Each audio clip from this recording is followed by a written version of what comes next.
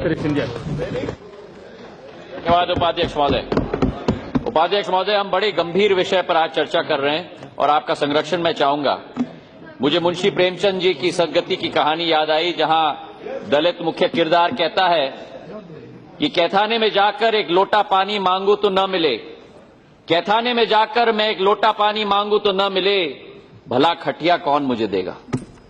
और आज यही स्थिति उपाध्यक्ष महोदय हमारे देश की जनता में निर्मित हो चुकी है, जहां देश का एक एक व्यक्ति अपना जल, जमीन, भूमि, मंदिर, मस्जिद के विषय पर विसंगतियों का सामना कर रहा है। अभी अपनी अभिव्यक्ति की आजादी की लड़ाई देश का हर इंसान आज लड़ रहा है, जो वातावरण आज इस सरकार ने निर्मित किया है। ये क्या आश्चर्य की स्थिति है कि पिछले 2.5 वर्षों में जो स्थितियां निर्मित हुई हैं पूरे देश में, घटनाएं के ऊपर घटनाएं, हां, तेज रफ्तार आई है उन घटनाओं में उपाध्यक्ष महोदय। चाहे हम अपने गृह राज्य मध्य प्रदेश में देखें, जहां 50 दलित परिवारों ने स्वयं मुख्यमंत्री से इच्छा मृत्यु की मांग की है। इससे बड़ी क्या घटना हो सकती है, जहां एक दलित महिला ने अपने आप के ऊपर और 6 साल की बच्ची के ऊपर घासलेट लगाकर अपने आप को जला दी हो। कल मुरैना में, मेरे ग्वालियर चंबल संभाग में, एक दलित महिला की मौत हुई और वहां उस गांव में उसे दफनाने के लिए जगह नहीं दिया गया, उसको अपने घर के सामने दफनाया गया। ये स्थिति मध्य प्रदेश में उत्पन्न हो चुकी है। मंदसौर की घटना उपाध्यक्ष महोदय हम सब ने देखी है, जहां महिलाओं के साथ मारपीट हुई। मेरी महिलाएं सदन में बैठी हुई हैं, और जिन लोगों ने उन पर मारपीट की उनको जेल में नहीं डाला गया, लेकिन उन महिलाओं को ही जेल में डाला गया। ये कहां का न्याय है? कैसे देश में हम अपना जीवन यापन कर रहे हैं? चाहे मध्य प्रदेश की हम बात करें, हरियाणा में हम बात करें, जहां 21 वर्षीय दलित महिला के ऊपर बार बार बलात्कार किया गया, चाहे हम गुजरात की बात करें, चाहे ऊना की घटना, जहां जो 4 दलितों के ऊपर अत्याचार किया गया, वो पीठ पर घाव उपाध्यक्ष महोदय उन 4 दलितों पे नहीं है, लेकिन इस सदन में बैठे हुए हर सांसद के पीठ में वो घाव लगा हुआ है इस देश में। आज मैं पूछना चाहता हूं कि सौदापुर में जो 27 दलित परिवारों को अपना घर छोड़ने के लिए मजबूर किया गया गुजरात के अंदर, इसका जवाब कहां है? जो आंदोलन खड़ा हुआ, मुख्यमंत्री को त्यागपत्र देना पड़ा। असलियत यह है कि भाजपा का असली मुखौटा आज उतर रहा है, ये असलियत है।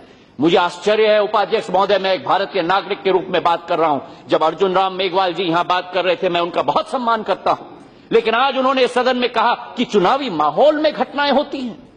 चुनावी माहौल में कौन सा चुनाव अभी गुजरात में होने वाला था?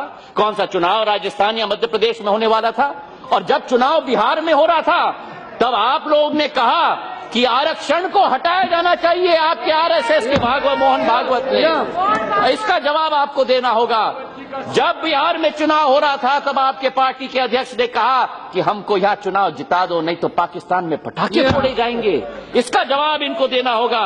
आज इन प्रश्नों का हमें जवाब चाहिए उपाध्यक्ष महोदय। हमें प्रश्न का जवाब चाहिए कि जो आज देश में वातावरण है, 20 करोड़ हमारे दलित भाई और बहन हैं। रामविलास पासवान जी, आज आप बात कर रहे थे, मैं आपका मान सम्मान करता हूं। आपने मेरे पूज्य पिताजी के साथ कंधे से कंधे मिलाकर कार्य किया है, पिता तुल्य हैं आप। पर यह मैं कहना चाहता हूं इस सदन के सामने कि चट भी मेरी और पट भी मेरी, ये नहीं चलेगी। आप इधर भी नहीं बैठ के बात कर सकते और उधर भी बैठ के बात नहीं कर सकते। अंत में हमें अपने सिद्धांत के आधार पर अपना काम करना होगा। अगर हमें लगता है कि बीजेपी के शासन में इतना अत्याचार हुआ, तो उस शासन को क्यों नहीं छोड़ा आपने? अगर आपको लगता है कि कांग्रेस के शासन में अत्याचार हुआ, उस शासन के मंत्रालय को क्यों नहीं छोड़ा आपने? अगर दलित की लड़ाई लड़नी है, तो आंगन में उठ के लड़नी होगी हमको। ये मैं आपसे मांग करता हूं। और उसी के साथ मैं कहना चाहता हूं कि जो आज आंकड़े पेश किए गए हैं, हर 18 मिनट दलित के विरुद्ध अत्याचार होता है, हर दिवस 3 दलित महिलाओं का बलात्कार होता है, हर दिन 2 दलित महिलाओं और दलितों की मौत होती है, और पिछले 2.5 वर्षों में 19% बढ़ोतरी दलितों के विरुद्ध अत्याचार में हुआ है। हम स्वच्छ भारत की बात करते हैं, आप कैसी स्वच्छ भारत की कल्पना करना चाहते हो?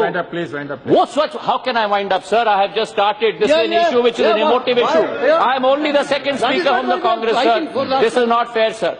स्वच्छ भारत की हम बात करते हैं, स्वच्छता सड़क पर नहीं, स्वच्छता गली में नहीं, स्वच्छता हमें अपने दिल में लाना होगा, हमारे जहन में लाना होगा, तब ये देश बनेगा। स्वच्छता नहीं बनेगा जब आप गली गली मोहल्ले में जाओगे, तो स्वच्छता मानसिकता में हमें लानी होगी, वो स्वच्छता हमें दिल में लानी होगी, तब हमारा स्वच्छ भारत बनेगा। मैं कहना चाहता हूं वो गौरक्षकता के बारे में, हाँ हमारा कर्तव्य है गांव का रक्षा करना, पर उन गांव का रक्षा करना जो बीमार गौ है, जो मर रहे हैं, हजारों गौ मध्य प्रदेश और राजस्थान में मर चुके, उनके लिए कोई गौ रक्षक नहीं आया। लेकिन अपने हाथ में कानून को लेकर किसने हिम्मत की बाहर निकल के दूसरों को ऊपर पदाधित करना, इसका जवाब हमें देश में देना होगा। मुझे तो आश्चर्य है उपाध्यक्ष महोदय कि जो प्रधानमंत्री का वक्तव्य रहा, कश्मीर में 1 महीने की चुप्पी।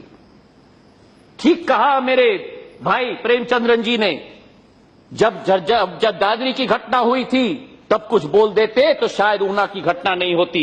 और जब बोला उन्होंने जो बाबा साहब अंबेडकर की बात अर्जुन राम मेघवाल जी कह रहे थे, उन्हीं के पोते प्रकाश अंबेडकर जी ने क्या कहा प्रधानमंत्री के वक्तव्य के बारे में, it is too little too late.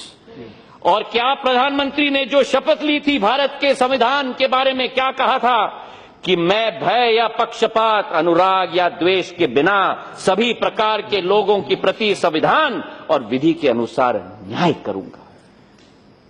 और उसके बाद ये वक्तव्य आता है कि हमला करना है तो मुझ पर कीजिए, गोली चलाना है तो मुझ पर चलाइए, लेकिन मेरे दलित भाइयों पर हमला बंद होना चाहिए। इतनी बेबसी और लाचारी का वक्तव्य के अलावा क्या हो सकता है? जो व्यक्ति कहे कि मैं प्रथम सेवक हूं, जो व्यक्ति कहे कि मैं चौकीदार हूं, अगर कोई भी वो हत्या करने का कदम उठाए तो उस व्यक्ति के विरुद्ध इस सरकार को, उस प्रधानमंत्री को कदम लेना चाहिए, तब हम आपका साथ देंगे। ये विश्वास मैं आपको दिलाना चाहता हूं। बात होती है सदन के बाहर, तेलंगाना में जाकर दलितों की बात होती है, मध्य प्रदेश में जाकर कश्मीर की बात होती है, और सदन चल रहा है और चुप्पी साधी हुई है। कश्मीर में एक शब्द मेरे प्रधानमंत्री नहीं कह सकते सदन के अंदर, दलितों के ऊपर एक शब्द मेरे प्रधानमंत्री नहीं कह सकते सदन के ऊपर। कैसे विश्वास जताओगे 125 करोड़ की जनता के बीच में? जो कहा जाता है digital India, stand up India, startup India, बस वास्तविकता है suppress India, repress India, weak India and beat India. जो बात की जाती है कांग्रेस मुक्त भारत की, अब आप बात कर रहे हैं दलित मुक्त भारत की। और जब आप झाबुआ गए थे, जब आप झाबुआ गए थे और वहां आपने कहा कि आदिवासी उन्मूलन की बात आपने की, जो शर्म की बात होती है आपके पोस्टरों पर, तो आप आदिवासी मुक्त भारत की बात करते हो। प्रधानमंत्री वक्तव्य देते हैं और अगले दिन 3 Andhra Dalits tied to trees and trashed for skinning cow, Dalits stripped and killed for stealing watch। अगर उस वक्तव्य के बाद भी प्रधानमंत्री के कुछ न हो पाए तो उसका क्या मतलब है? मैं पूछना चाहता हूं कि वो बात की जाती है फ्रिंज एलिमेंट्स के बारे में, ये फ्रिंज एलिमेंट नहीं उपाध्यक्ष महोदय, फ्रिंज एलिमेंट आज देश में सेंटर हो चुका है और सेंटर हमारे देश में फ्रिंज हो चुका है। मैं पूछना चाहता हूं, जो प्रधानमंत्री जी ने 7 आज्ञाएं दी थी इलाहाबाद में, क्या सेवा भाव? मैं पूछना चाहता हूं कि इतने बड़े वर्ग को वंचित रख के सेवा भाव हो सकता है? उन्होंने कहा था संवेदना, जो उनके विधायक ने तेलंगाना राजा सिंह ने कहा कि जो ऊना में हुआ वो ठीक हुआ, क्या ये संवेदना हुई? जो संयम की बात की गई उपाध्यक्ष महोदय, संयम की मैं पूछना चाहता हूं, जो वीके सिंह जी ने वक्तव्य दिया दलितों के बारे में, क्या वो संयम है? जो समन्वय की बात की, जहां इनके प्रदेश सरकार है, मध्य प्रदेश में, राजस्थान में, गुजरात में, वहां क्यों नहीं संयम है केंद्र और प्रदेश के बीच में? जो पासवान जी ने अभी कहा कि प्रदेश सरकार को कदम उठाना चाहिए, ये क्यों नहीं आदेश देते प्रदेश सरकार को कदम उठाने के लिए? जो संतुलन की बात की गई, जो सकारात्मक की बात कही और संवाद की, जो हमारी मायावती जी जो 5 बार मुख्यमंत्री रही हैं, सांसद है, उनके बारे में टिप्पणी की गई, क्या वो संवाद की बात होती है दयाशंकर के बारे में? तो मैं पूछना चाहता हूं कि जो एक कैबिनेट का मंत्री भी न जा पाया, एक कैबिनेट मंत्री भी एक भी हिंसा का जगह न जा पाया, जहां इंदिरा गांधी जी बेलची में गई थी अपने वेस्ट तक पानी में घूमते हुए, जब दलितों का नरसंहार हुआ था, राहुल गांधी ऊना गए थे, रोहित वेमुला के यहाँ गए थे, सरकार का एक मंत्री क्यों नहीं जा पाया एक ही घटना पे? मैं पूछना चाहता हूँ और नहीं उपाध्यक्ष महोदय, कांग्रेस की सरकार, उपाध्यक्ष महोदय, I beseech you, I am fighting for the cause of the Dalit, I beseech you उपाध्यक्ष महोदय। कांग्रेस की सरकार ने मीरा कुमार जी को अध्यक्ष बनाया, जो दलित है उनको अध्यक्ष बनाया। कांग्रेस की सरकार ने राष्ट्रपति के आर नारायण जी को बनाया। कांग्रेस की सरकार ने 7 कैबिनेट के मंत्री बनाया। मैं धन्यवाद देना चाहता हूं कि मेरे राज्य के थवरचंद गहलोत जी को इन्होंने मंत्री बनाया। मैं बधाई इनको देना चाहता हूं कि कम से कम मेरे राज्य को प्रतिनिधित्व दिया। कांग्रेस की सरकार ने SC ST एट्रॉसिटी एक्ट लेके आई। मैं पूछना चाहता हूं कि आज गृह मंत्री ने क्यों नहीं आदेश दिया कि इन सभी चीजों पर कार्रवाई हो। मैं पूछना चाहता हूं कि सामाजिक एवं न्याय कल्याण मंत्री ने इन सब जगहों में क्यों नहीं गए, क्योंकि आज समय की मांग है उपाध्यक्ष महोदय कि हमें सुख के समय में हम देश की जनता के साथ न रहें, लेकिन दुख के समय में उनका दुख बांटना हमारा कर्तव्य नहीं बनता, हमारा धर्म बनता है। यही हिंदुस्तानी सभ्यता है, यही हिंदुस्तानी हिंदू धर्म की अक्षुण्ण भाग है जो ये सरकार स्वयं भूल गई है। अंत में उपाध्यक्ष महोदय, मैं कहना चाहता हूं कि केवल बाबा साहब अम्बेडकर जी की ये बात करते हैं। मैं पूछना चाहता हूं इनसे कि जो अमेरिकन सरकार कहती है हमारे देश की सरकार के बारे में, that we have been clear in our engagement with India about our concerns about those times when the government has been slow to react when violence has taken place, and some of these controversies over the cows are an example of that. American सरकार कहती है इसके बारे में। मैं इनको याद दिलाना चाहता हूं जो अटल बिहारी वाजपेयी जी ने कहा था कि क्या कहा था, उन्होंने कहा राजधर्म निभाओ, राजा के लिए, शासक के लिए प्रजा, प्रजा में भेद नहीं हो सकता, न जन्म के आधार पर, न जाति के आधार पर, न सांप्रदायिकता के आधार पर। प्रधानमंत्री जी ने हमसे पूछा था कि इंडिपेंडेंस डे के लिए सुझाव दिया जाए। मैं देना चाहता हूं, केवल तिरंगा लेकर पूरे देश भर में घूमकर नहीं होगा, उस तिरंगा का सम्मान करना होगा, उस तिरंगा की भावना की सोच रखनी होगी, वो सीने में एक नई तड़प आनी चाहिए।